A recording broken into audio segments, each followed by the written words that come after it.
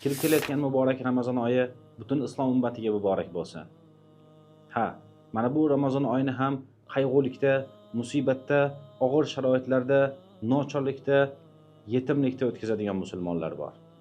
Ular dunyoning har yerida, Afrika davlatlarida yoki arab o'lkalarida yoki Hindistonda yoki Sharqiy Turkistonda. Ha, ularga zulm bo'lyapti, zulm ko'rishyapti va mazlum holatlarida yana bir Ramazonga yetib kelishdi. Biz musulmonlarga Alloh taolo kengchilik, mo'lchilik berdi.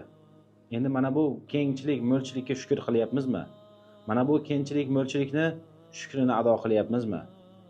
Shukr deganda qanday nazar tutiladi? Alloh taolo bizga mol bergan bo'lsa, Alloh taolo bizga kuch-quvvat bergan bo'lsa, Alloh taolo bizga imkoniyat beradigan bo'lsa, mana bu imkoniyatlarimizni, mana bu molimizni Allohning yo'lida sarflashligimiz kerak. Ha, bugun boshqa musulmonlar zulm ko'ryapti. Boshqa musulmonlar qiyinchilikda yashayapti. Buning misoli Falastindagi musulmonlar. G'azzo sektorida bir yil ichida qanday voqealar bo'lganini, yuz minglarcha musulmonlar shahid bo'lganini va yana millionlarcha musulmonlar o'z uylaridan ayrilib, chodirlarda yashayotganini yaxshi bilamiz. Alloh taolo ularni boshiga musibat berdi va mana bu musibat bilan sinadi. Endi o'ylamanglarki, ularni gunohlari yoki Allohga yoqmaganligi uchun mana bu musibat deb.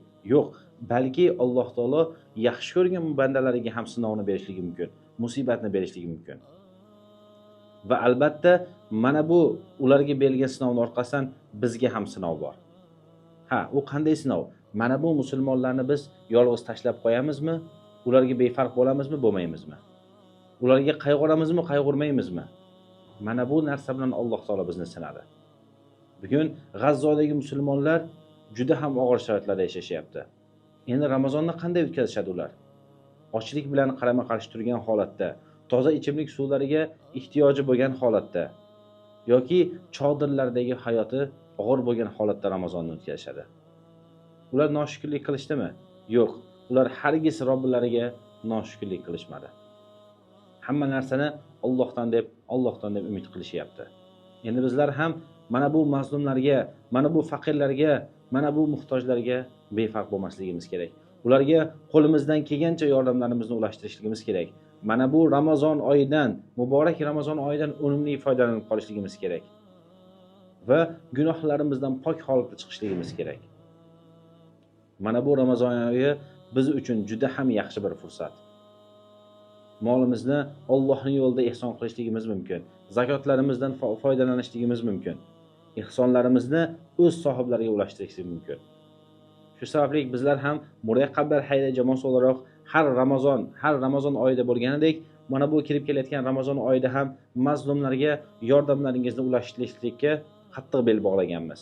Va albatta inshaalloh Alloh taoloning fazli va rahmati bilan sizlarning yordamlaringizni G'azzo sektoridagi og'ir sharoitlarda yashayotgan, Ramazonni qiyinchilikda o'tkazadigan mazlumlarga ulashtirib beramiz. Va ko'rib turganinglar, ushbu videomizda ham G'azzo sektoridagi toza ichimlik suvlarini topishga qiynalayotgan va toza ichimlik suvi ichishga muhtoj bo'lgan musulmonlarga toza ichimlik suvlari ulashtirdik. Albatta mana bu narsaga avvalo Alloh taoloning fazli va rahmati, so'ngra ihson qilayotgan aka-uka, opa-singillarimizning yordamlari va ihsonlari bilan muvaffaq bo'lyapmiz.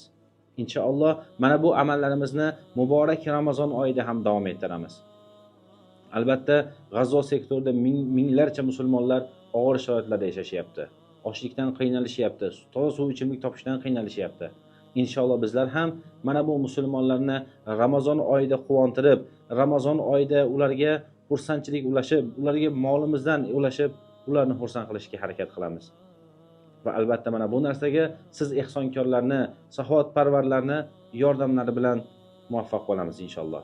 Alloh taolo ushbu muborak Ramazon oyidan gunohlarimizdan pok bo'lgan holatda mollarimizni Allohning yo'lida sarflagan holda chiqishligimizni nasib aylagan bo'lsin. Va Alloh taolo mana bu Ramazon oyida G'azzodagi faqirlarni, muhtojlarni sevindirishga bizni muvaffaq qilsin. Alloh taolo sizlardan va bizlardan rozi bo'lsin. Kirib kelayotgan Ramazon oyi butun islom ummatiga muborak bo'lsin. Assalomu alaykum va rahmatullohi va barakatuh.